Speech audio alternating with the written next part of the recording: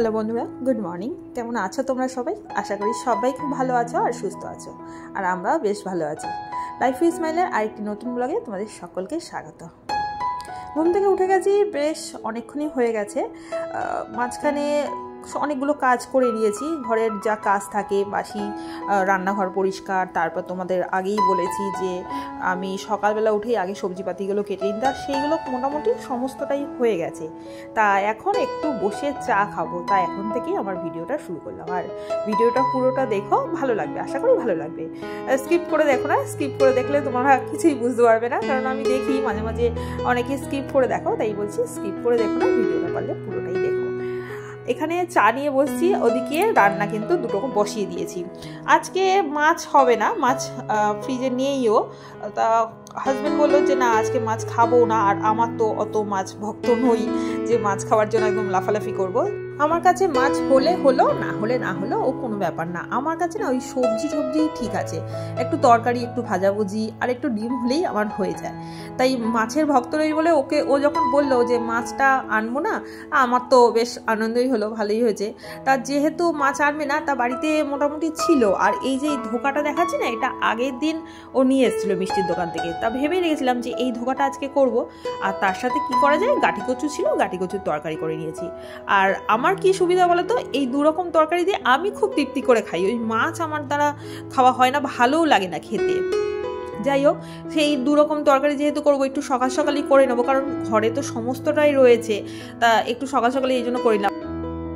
না মেয়েকে স্কুলে যাওয়ার সময় ভাত খাবো তো খাওয়াই, তার সাথেই ভাবলাম এই দু রকম তরকারি খাইয়ে দেবো, কারণ প্রত্যেক দিন ওকে সবজি সেদ্ধ আর এক রকম তরকারি হয়ে গেলে খাইয়ে দিই। মোটামুটি সকালের মধ্যে আমার হয়ে যায়, ও যাওয়ার আগে আমার মোটামুটি সবই হয়ে যায়। মাছ হয়ে গেলে মাছ খাইয়ে দিই, নাহলে তরকারি যেটা হয় সেটাই খাইয়ে দিই। তা আজকে এই দু রকম তরকারি দিয়ে ওকে খাইয়ে দিচ্ছি, আজকে আর সবজি সেদ্ধ দিইনি। আর এখানে দেখতে পাচ্ছ এই যে ঝোলটা হচ্ছে, ধোকা ঝোলটা আমি আজকে নিরামিষ করেছি।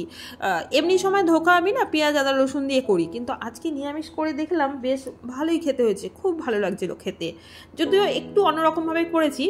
তা আরেক দিন যখন করবো তোমাদের সাথে ভাবছিলাম শেয়ার করব। আজকে আগে করে ট্রাই করে দেখে নিলাম যে এইরকম করে করলে খেতে কেমন হয়।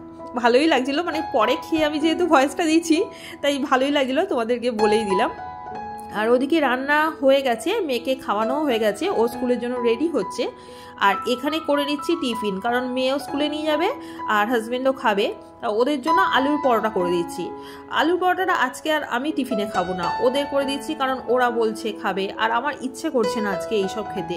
ভেবেছিলাম শুধু মুড়ি জল দিয়ে খাবো, ঠিক ভালো লাগছিল না, তাই ওদের জন্যই করে দিচ্ছি। আর আলুর পরোটার রেসিপিটা না আগে আমি অনেকবারই শেয়ার করেছি, তা কেউ যদি সেটা দেখতে চাও সেটা দেখে আসতে পারো। এখানে আলুর পরোটা করে তারপরে একেবারে ওকে স্কুলে দিয়ে আসতে যাবো। আর আজকে স্কুলে আর হাজব্যান্ড দিতে যাবে না, কারণ ও তাড়াতাড়ি করে বেরিয়ে আছে। আর এখানে আলুর পরোটা আমি চাটুর মধ্যেই করি, মানে আমার ওই ননস্টিকের চাটু রয়েছে তবুও না নামাই না, কারণ কি বলতো আমার রান্নাঘরটা যেরকম অতটা বড় নয়, তারপর ছোট, আর সেরকম ভাবে রাখার জায়গাও নেই, তাই আমি সেইগুলো না আর ইউজ করতে পারি না, ওপরেই তুলে রাখি। মাঝে মাঝে যখন রান্না করি মনে হয় যে ওটাতেই রান্না করি, তখন সেইগুলো নামিয়ে নিই। আর এখানে আলু পরোটা দেখো আমি এরকম করে কেটে দিচ্ছি, কেন বলতো প্রচুর গরম, আর মেয়ে না একটু কেটে ছোট ছোট করে না দিলে না ও খেতে পারে না, ও বলে সবসময় যে ছোট ছোট করে কেটে দেবে।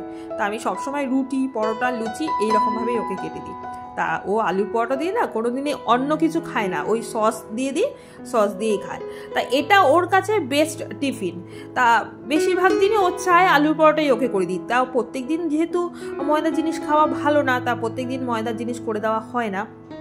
যাই হোক, তা ওকে স্কুল থেকে দিয়ে এসছি। এখানে আমি খেয়ে নেবো বললামই তোমাদের মুড়ি, তার সাথে দই ছিল, দই মুড়ি খেয়ে নেবো। এই জিনিসটা আমার কাছে খুব ভালো লাগে, দই মুড়ি, বা এখন তো আম উঠেছে, আম দিয়ে মুড়ি, এইগুলো আমি খুব ভালোবাসি। অ্যাকচুয়ালি কি বলতো, মিষ্টি জিনিসটা আমি খুব ভালোবাসি, ওই ঝাল ঝাল জিনিস আমার ভালো লাগে না, মানে কোনোদিনই আমার ঝাল তরকারি বা ঝাল কিছু একটা জিনিস ভালো লাগে না।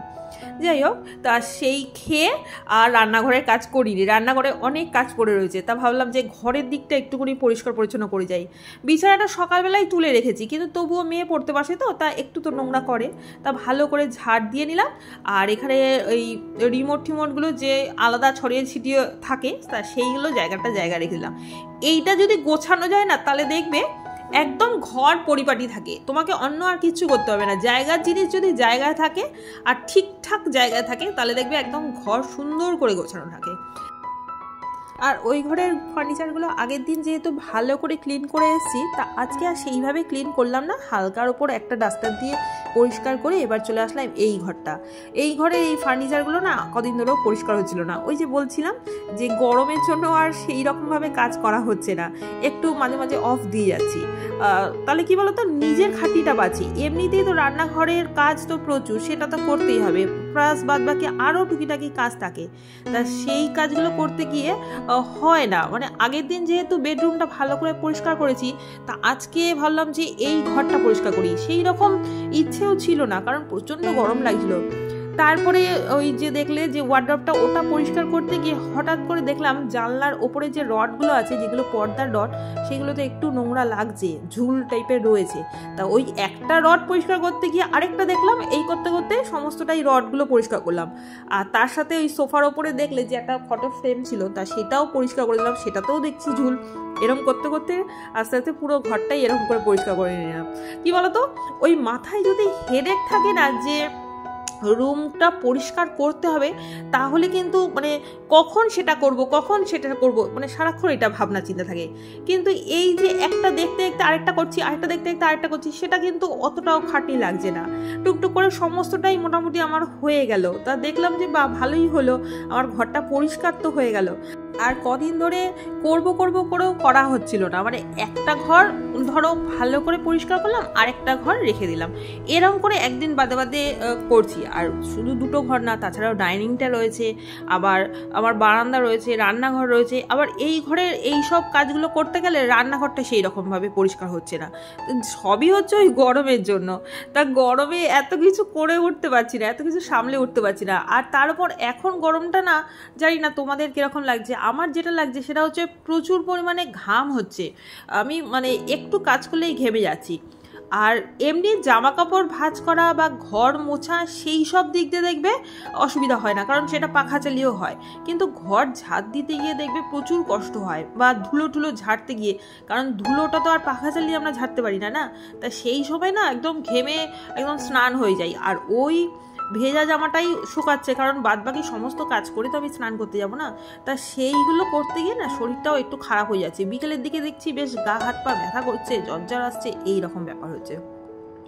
যাই হোক, ওদিকে আমার ঘরের কাজগুলো মোটামুটি সেরে এসেছি। আমার ঘর ঝাড় দেওয়া, ঘর মোছা মোটামুটি হয়ে গেছে। যেহেতু একবারে সমস্তটা করেছি ডাস্টিং, তো ভাবলাম ঘর ঝাড় দিয়ে মুছে চলে আসি। ওদিকের কাজ যেহেতু মোটামুটি আমার কমপ্লিট হয়ে গেছে, এবার এখানে চলে আসলাম। তোমরা মাঝে মাঝে আমাকে দেখো যে আমি একবার ঘরের কাজ করি আর একবার রান্নাঘরের কাজ করি। আমি কিন্তু এই রকমভাবেই তাল মিলিয়ে চলতে থাকি। যখন রান্নাঘরের কাজ করি, ধরো করতে করতে হঠাৎ বোরিং চলে আসে, কারণ স্বাভাবিক ব্যাপার, একটা কাজ করতে গিয়ে কিন্তু বেশিক্ষণ ভালো লাগে না।